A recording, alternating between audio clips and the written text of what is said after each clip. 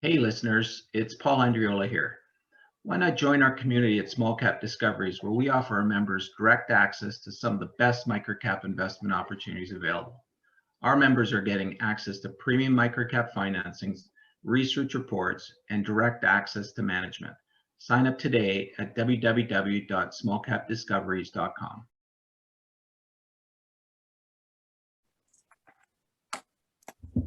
Hi, everyone. Welcome to the Small Cap Discoveries conference call. Today on our call, we have back the CEO, Bill Crossland from Thermal Energy International. Thermal Energy trades on the TSX Venture Exchange under the symbol TMG and on the OTC under TMGEF. The company is currently trading at 11 cents with roughly 164 million shares outstanding, or about an $18 million market cap. I'd now like to hand it over to Paul Andriola.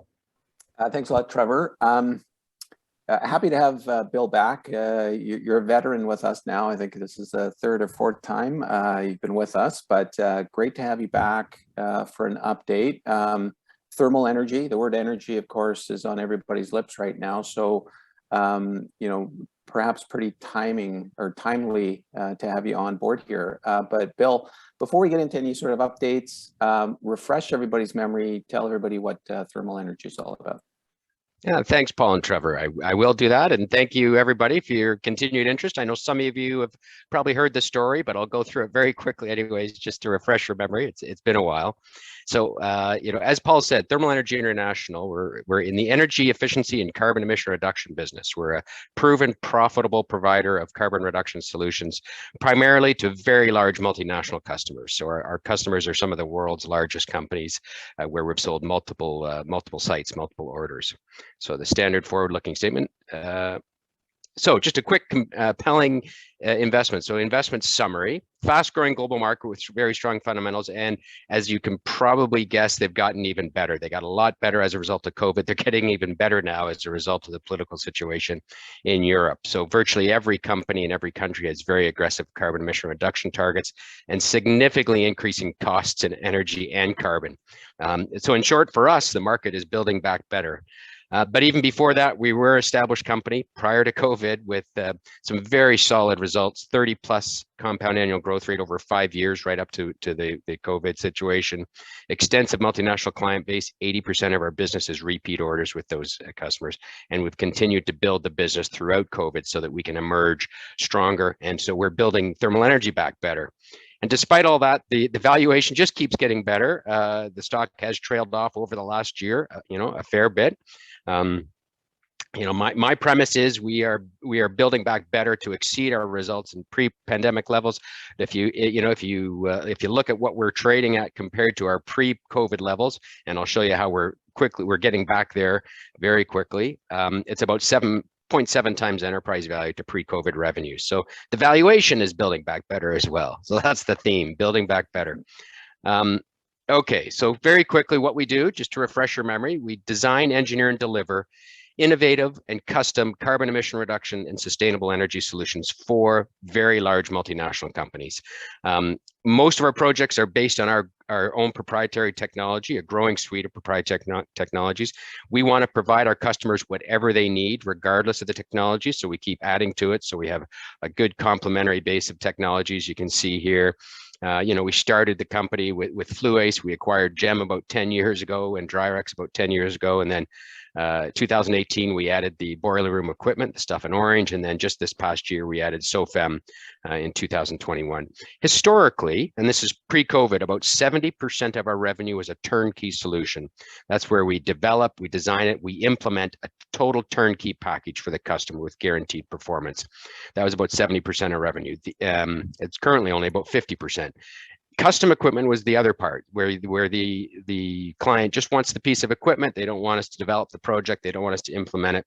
That used to be 30%. It's about, it says they're currently 30%. It should say currently about 50%. It's about 50-50. We're going to show you that the custom equipment has continued to grow very nicely throughout COVID.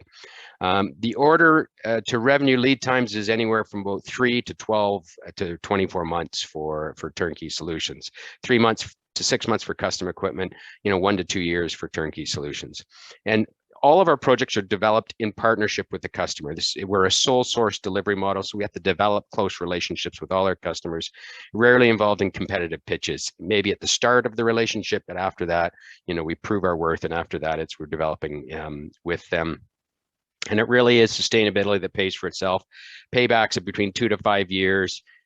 Compelling ROI, because these projects have a very long life. They'll last as long as the plant is there. And that 2 to 5 year payback is before the recent changes in the energy market and the carbon markets.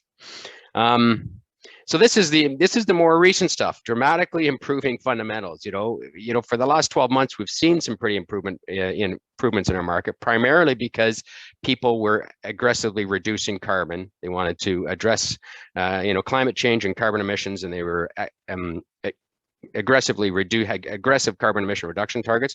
But more recently, it's really been energy prices. So you can see on the graph on the right-hand side, you've got Europe on the top. Europe's price of natural gas in Europe has increased about 10 times, so 1,000% over the last 12 months. Now, obviously, a lot of that is very recent as a result of the situation, but even before that, it was up more than 100% year over year. North America is about 2 times, so up about 100% year over year. You can see, I just have to move the pictures. You can see that, it's spiked up, but even before that, the prices of natural gas, which is primarily what we save our customers, is natural gas, had gone up pretty significantly, and even more so now. In the news just came out today that Europe has plans to reduce their dependence on Russian natural gas. Overall, the continent gets about 40 to 50% of their gas from Russia, and they have a target to reduce that by Russian gas by 2/3 in the very short order. And really, they're going to do that. One of the main ways they're going to do that is energy efficiency and reduction projects, just like we're doing. On top of that, you got increasing costs of carbon, whether it's the EU carbon markets or whether it's in Canada or whether it's some of the exchanges in the US. They seem to be trending, even before they were the recent political instability, they were trending towards about $100 a ton. That seems to be where they're going. And at $100 a ton, that improves the paybacks of our projects on average about 50%. So again, returns the ROI on our projects by about 50%. So you've got, build it back better, increasing energy costs, increasing carbon costs, and then also increasing demand for ESG investing from investors. So, from our standpoint, the business case for energy efficiency and carbon emission reduction solutions, it really has never been better. You will notice, the price of carbon in the carbon markets, the EU carbon markets have slipped off a little bit as a result of the political situation, which makes sense because they realize if the natural gas prices are really high, people are going to be reducing their use of natural gas and carbon anyway, so they don't need that extra incentive. So the price of the carbon offsets has actually decreased a little bit, still up about 100% from where it was a year ago. So this is where we operate. We've done projects in 6 different continents. Anywhere that's a green country, that's where we've sold our product or done projects. But our strategic focus is North America and Europe. There's lots of opportunity for us right there. Interestingly enough, I need to update this map because we just recently did a project in Russia. And we just got paid 2 weeks ago. So knock on wood, that one worked out very well. But that was for an existing client, one of the world's largest brewers who we had done a number of projects. So we did that project for them. So while our strategic focus is North America and Europe, we'll go wherever our clients want us to, but we're not actively seeking business in those markets. And we're continuing to grow. So, just before the pandemic, we added, people in the US Gulf Coast, Germany, and Poland. In 2021, last year, we added a second German sales office. And just a couple of months ago, we added a French sales office. We see a lot of opportunity in both North America and especially Europe because the energy prices and carbon prices are much higher in Europe. Yeah, you've seen this before. There's not a lot new in this slide, but just to emphasize, I mentioned we focus on very large clients, and that's done intentionally, very large customers, and because these customers have hundreds of sites around the world, so a strong opportunity for reoccurring revenue. So we want to sell multiple products to multiple sites. Once we've sold one product to one site, we want to sell multiple products and then go from site to site. So over the last 5 years, 57% of our orders and revenue has come from 8 key corporate accounts. So far we've sold product to 78 of these customers' sites. That sounds like a lot, except, you know, just to give you a sense of scale, these guys have about 800 manufacturing sites worldwide, so it's like 10%. And so across the bottom is just the recent orders. So I won't go into a lot of detail. You've heard it there, but it's a lot of food and beverage. Very most of our business is non-cyclical: food and beverage, hospitals, pharmaceutical. Food and beverage is by far the largest segment for us, mainly because it is a huge sector, and because they need a lot of heat and energy, you know, to sterilize the food, to cook the food, to wash. And, you know, diversified across North America and Europe, and you can sort of see the paybacks there anywhere. Project sizes sort of 1 to 2.5 million, payback from 2 to 4 years, diversified between Europe and North America. This is an example of a global nutrition company. Again, just to give you an example, two things I want to highlight here. Number one, you know, how this company has turned to us several times now. So back in September, we announced this order with this global nutrition company. It was about $1 million for a turnkey solution. This project happened to be in Poland. But so far, we've received about $5 million in orders from this company from 10 different sites. They have 150 manufacturing sites worldwide. This project, it saves, you know, is about $1 million. It saves about $300,000 annually in energy. So that's about a 3-year payback. But the carbon reduction in the market they're in Poland was worth about $400,000 in incentives up front. So, you know, the 3-year payback goes down to a 1.7-year payback when you take into account the value of the carbon. So with our growing suite of unique turnkey solutions and compelling return on investment, growing multinational customer base, we've got growing reoccurring revenue, not recurring revenue, but reoccurring. Like I said, 80% of our business is from those same clients. So what makes us unique? It's the unique proprietary products, the ability to design, engineer, deliver, install, and train. So first of all, we do know of other companies that might have similar type technologies. We don't know of anyone that has the whole suite like we do, and we don't know of anyone that does it all, where they provide the product and they do the turnkey solution. You put those two things together, it's a compelling carbon emission and energy savings with strong payback, and we've got strong relationships. At the bottom, in short, our customers come back to us because we help them get projects done on time, on budget, quickly and efficiently with guaranteed performance. They want to get a project done quickly. That's why they come to us, because we've proven our abilities to develop those projects and implement those projects on time, on budget with guaranteed performance. Been executing the same track record, the same successful growth strategy, really 3 pillars to it: leverage our high quality customer base, increase our portfolio of complementary products we can sell more to those customers, and grow the team and the global presence. And that's what we've been doing for the last five years. So we did have about a 31% compound annual growth rate right up to the pandemic. We did a couple of acquisitions I mentioned, but we still have a very solid acquisition platform that's still on the horizon for us, because what we've found, we're pretty unique in having 2 things. Number one, an established sales and engineering platform in both North America and Europe, and direct relationships with our customers. Most of the companies that have similar sort of technology to us are selling through an agent or a rep or an ESCO. We have a direct relationship with the customers, and those tend to be the best. And we got a strong balance sheet with net cash on the balance sheet and proven profitability and cash flow historically. So just to show you what's happened, you know, recently, because COVID has impacted us. There's no question, impacted us pretty significantly. But you can see on the revenue side, 31% compound annual growth rate, right up to before COVID. But then it took a dip. And where did it take a dip? Primarily in the turnkey solutions. When you think about our turnkey projects, they require a lot of travel from our salespeople to sell, a lot of travel from our engineers to develop and engineer, and our project management team to implement.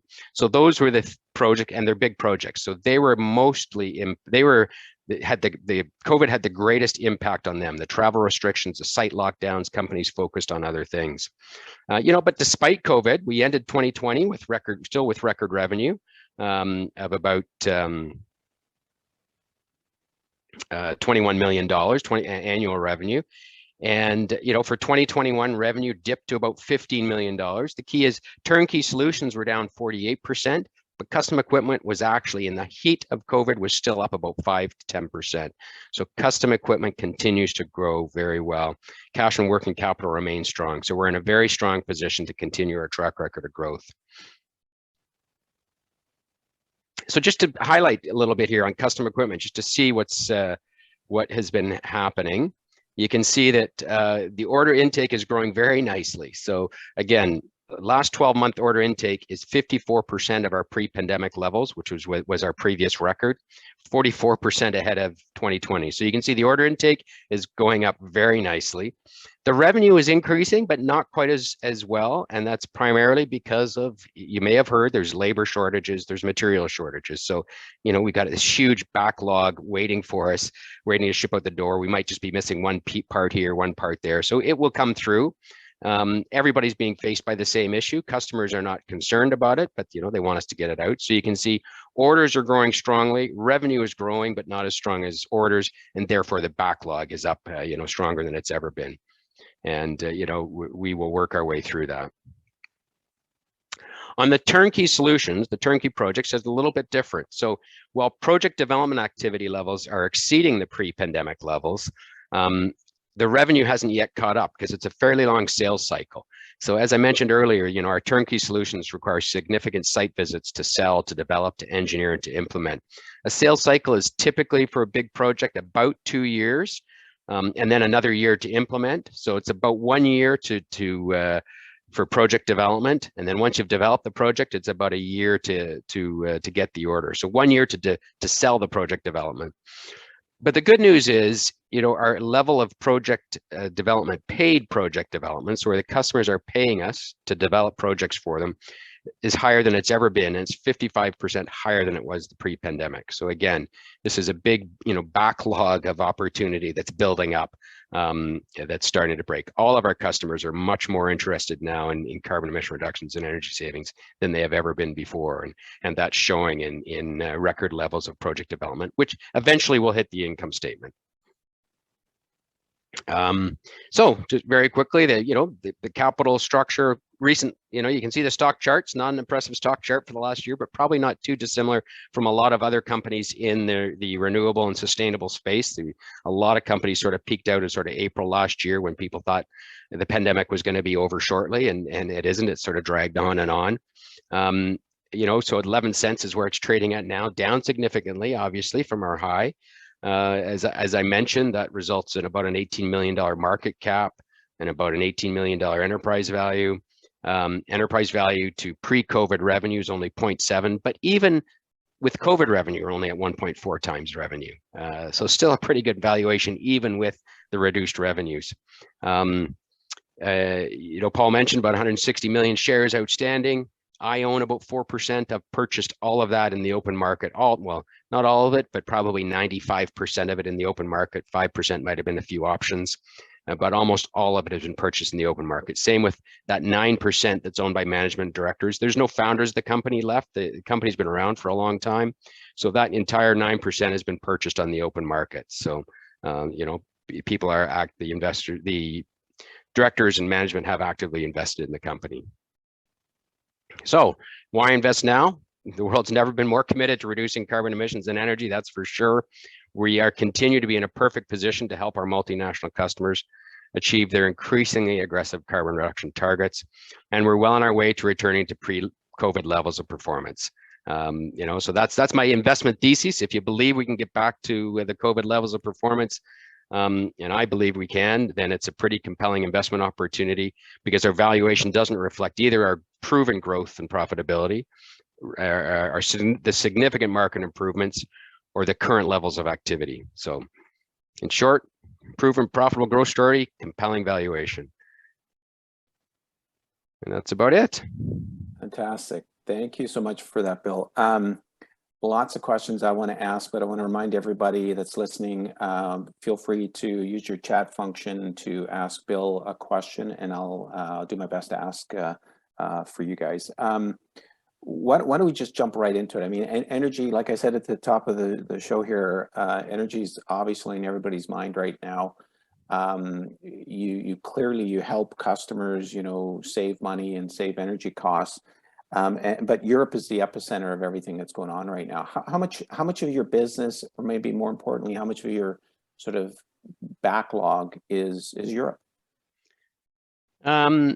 Roughly, it's about 50%, but Europe is a strategic growth market for us, so that's where we've been adding people. As I think I mentioned in the presentation, in a lot of our growth over the last couple of years has been focused on Europe, especially. To be honest, I'm not exactly sure how much of the backlog, but I know Europe is outperforming North America pretty significantly last year in terms of revenue. But sorry, Paul, I could get you that number, but off the top of my head, I don't know. So I know. Think, yeah. I know historically it's been about 50, and I also know in the last year Europe has significantly outperformed North America. Yeah. No, perfect. I mean that's exactly it. I mean, a substantial amount of your business is coming from the sort of the world hotspot now for energy conservation, if anything. I mean, the last several weeks here obviously have been pretty volatile and pretty sort of game changing in a lot of ways. Have you seen anything in the last several weeks that change anything? Is there more inquiries? Is there less inquiries? Are there more issues around being able to get people on the ground in certain spots? Or, you mentioned you just closed a deal in Russia. I mean, anything that you can talk to because of what's happening in Europe right now? Yeah, I mean, we haven't seen yet. I don't think it's so recent. It's so new, this spike in energy prices, and I don't think we've seen yet inquiries increase as a result of the current situation. But I think it's just a matter of time. Because they're going to start, I was talking the other day, a couple of our sales guys looked at their own home energy bills, and it was twice what it was last year. They just got the bill. He said, I'm making my bill and it's twice what it was last year. So that is going to filter down to our customers. But even before the more recent, turmoil, we were seeing our customers very aggressively want us to go out to more sites than they did before. We're also starting to see, historically, we've always offered to do the projects for our customer. This has been something we've always wanted to do, where we do the project, we sell them the energy back, an energy as a service model. And they've never taken us up on it because they always look at it and they go, wait a minute, well, I can buy it for this. So I'm just going to buy it. Why would I ever do that? But they're getting to the point now, they have such aggressive targets that they're willing to do it because they can execute projects much, much faster. They don't even have to analyze them. They don't have to get approval for them. They just do them because we deliver. We say, look, we'll do this project for you, and we'll charge you, 20% less for the energy that we deliver. And they are starting to be very interested in that. So that's something I'm excited about. You mentioned the one obviously there has been a lot of challenges in Europe over the last few months. First with COVID. Germany is a big market for us, and Germany was the first one that was hit by the Omicron wave. So it sort of shut down before a lot of the rest of the world did.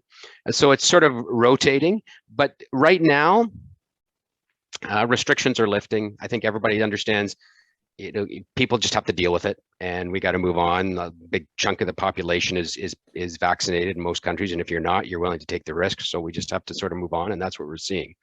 Now, in Russia, it was interesting, Paul, because we did do a project in Russia, and it was, we didn't look for the project, but it was one of our large multinational customers said, can you do a project for us in Russia? Even before the recent instabilities, we didn't want to actually execute a full project in Russia. So we did a modified major equipment package where we delivered the equipment. We worked with them. We told them how to commission it. So they're going to install it themselves with guidance. We're going to do a remote commissioning with them online. So even before that, we had an adapted model for that. But we shipped the equipment, and this is, like I said, one of our best customers. They didn't have to pay us for another couple of months. But they paid us last week because I think, we have a good relationship at the corporate level, and they were worried if they don't pay now, they might not get the money out. So so they paid us last week, and it's when I look at I mentioned we have our top 8, which I mentioned was 57% of our revenue. Then we have our top 4, and interestingly, 2 of our top 4 have said that they're going to restrict Russian activities in their plants in Russia, and the other two have said they're not going to. And so for this one, we said, look, should we continue to support this? And the corporate levels wanted us to. They were still supportive, and they wanted us to. So it was but we had to think about it, right? We had to think about, is this something we should do? Because they're still wanting us to commission it. But it's sort of a testament to the relationship we have with them. So you have to be very nimble, and every situation is slightly different. And you got to work this. That's just another example of how we partner with our customers to develop these projects and implement these projects. They want to see these projects happen. So we act as true partners with them. That's great. So a challenging last couple of years in a bunch of different ways. But is your balance sheet sort of in a position to be able to, sort of grow the way you want it to grow? Or what can you tell us about sort of your cash and just your working capital to continue to grow? So we've got about $2.5 million in working capital and $2.5 million in cash. And so we're pretty comfortable where we are. We haven't at this point. We strategically decided not to reduce our employees base. So we kept our current employees because it's a very skilled group of employees that we have. It's either engineers or salespeople or also engineers. It takes us a long time to train them. We spent the last several years getting them up to speed. So strategically, we haven't lost anybody. And so we're in a very strong position to hit the ground running. There's like I said, there's this huge backlog, not order backlog, but backlog of business, these projects that we're developing. So the engineers are busy, and we're in a very strong position to sort of ramp up to more than the pre-COVID levels of performance. You touched on it a couple times in the presentation, sort of the 3-year payback or the 2 to 5 year payback. I mean, it sticks out in my mind right now that the rapid change in natural gas prices. I mean, clearly now it's way more. The returns are much more significant. I just how do you how do you message that to potential customers, or is it so obvious that you don't have to? Well, you don't. You do and you don't, because generally what we found over the years is we can have our own view of where natural gas prices are going and where energy prices are going. But usually when we do, not usually, always when we do projects, we ask them, what are you budgeting for your energy costs? So when you see those paybacks, that's whatever they are budgeting, whatever they are assuming the energy costs will be, that's what we use. So we don't, and that avoids us having to convince them that the prices should be higher. Like that's because they're compelling without, regardless of what number you use, it's usually a compelling return. But I'll tell you another thing, Paul, that, you say 2 to 5 year paybacks, it's pretty compelling. But if historically, if it wasn't a sort of 2 to 5 year payback, they weren't that interested, because they limited capital. They can either invest it in energy efficiency, or they can invest it in something else, growing the company, putting in a new line. But now with the price of carbon and their carbon emission reduction targets, what we're seeing is they have one hurdle for normal capex and a different hurdle for carbon emission reduction capex. So we are working on a project right now with one of our 4 top key customers that has a 10-year payback. And our corporate champion says, he said they're going to pay us to develop it because he thinks he can get it approved. He believes that for when it comes to carbon emissions, he can get it approved. And the other thing that people have to keep in mind is that 90% of the energy that's used at industrial site on the industrial sector is thermal energy. It's a fuel that they're burning. Only 10% is electricity. What gets a lot of the press is the renewables, renewable electricity, wind and solar. Most of these guys have already met their targets for electricity. That's already got, but they can't, the thermal side is much more challenging. And that's really what they're focused on now. Yeah, good point. Something I wouldn't have thought of. That's a really good point. You're right. It's hard to replace thermal heat with anything that Within it, yeah. I mean, sort of electricity generated. Yeah. It's not a grid where you can just sort of buy credits or buy green Yeah. electricity. You can't do any of that. You got to do it on site. Every site has to come up with a solution for their to reduce their carbon on the thermal side. Yeah.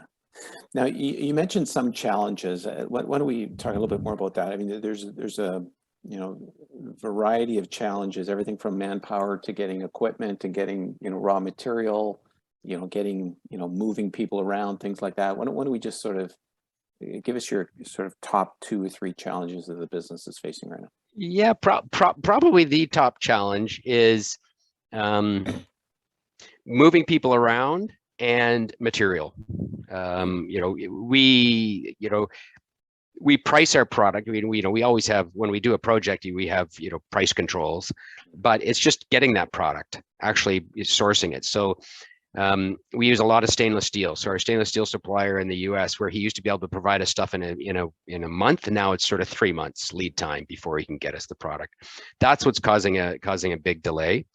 On the labor side, I saw a study a couple of months ago, and they said the single highest, where they have seen the single highest wage inflation was in science and technology sector, which is us, unfortunately.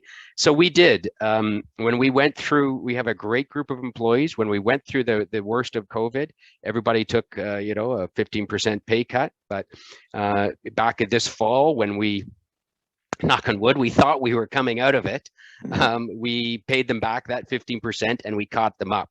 So, our results right now, the last quarter that we presented, the results, the loss is a bit higher than it has been historically for that reason, because again, strategically, we didn't want to lose any key staff. And so we thought we had to pay them, because that's what we were seeing in the marketplace. Very tight demand for skilled labor and very tight demand for commodities. Those are the 2 biggest things that are affecting us for sure. Looking forward, what do you think your sort of, what does 2022 look like for you guys? Where do you see, or where should investors focus a little bit more to understand what you guys look like going forward in the business? Yeah, I mean, I think it's you really look at the 2 things that I focus on here. The custom equipment is growing very well. Orders are way up compared to where they were. So revenue will catch up. Revenue is already up, but it will catch because we've got the orders in. It's just a matter of, getting the material and getting the product out the door. And so the other thing is the turnkey solutions. We got 14 projects under paid development, and paid development isn't the only project. Some projects, we don't need to develop, we can just do. So there's orders that come in without that, but we got 14 projects in paid development. I can't say what that'll result in, but I can tell you that, when we looked at the data, we said our hit rate was about 70% on paid development projects.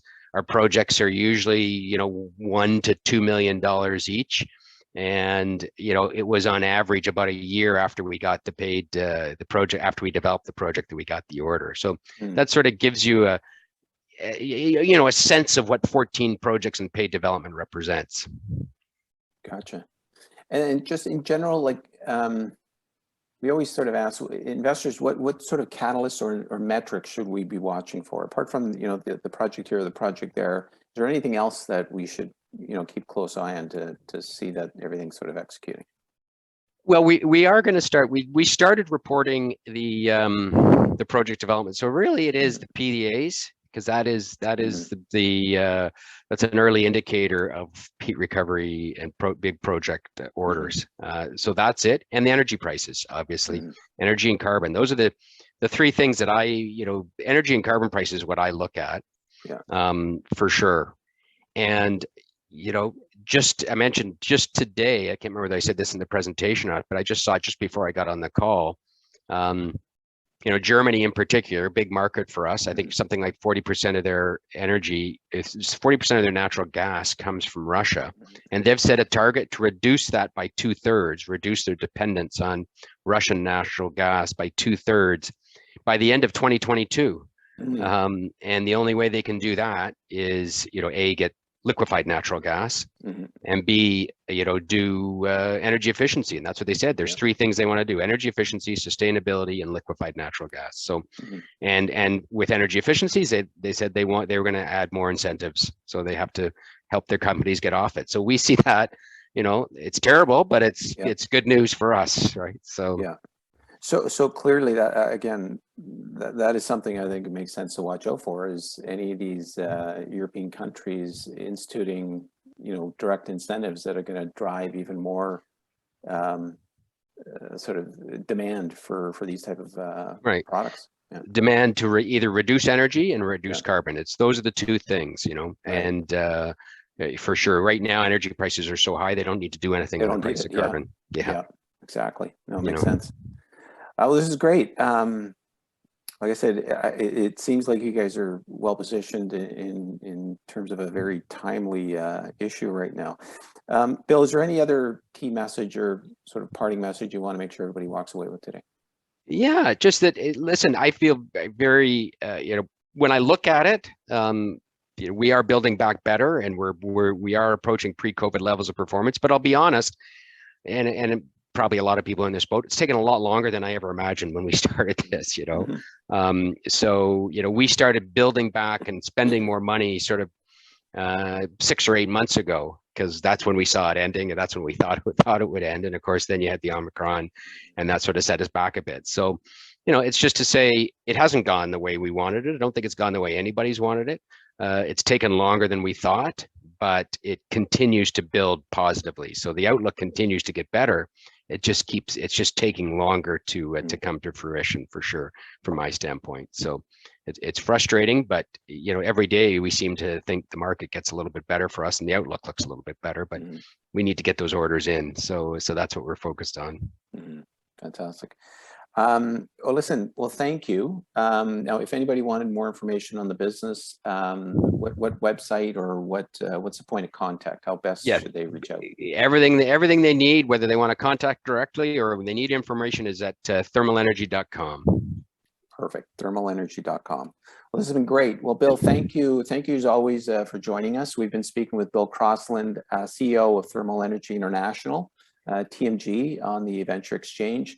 Bill, I want to thank you again for joining us today, and look forward to catching up with you in the near future.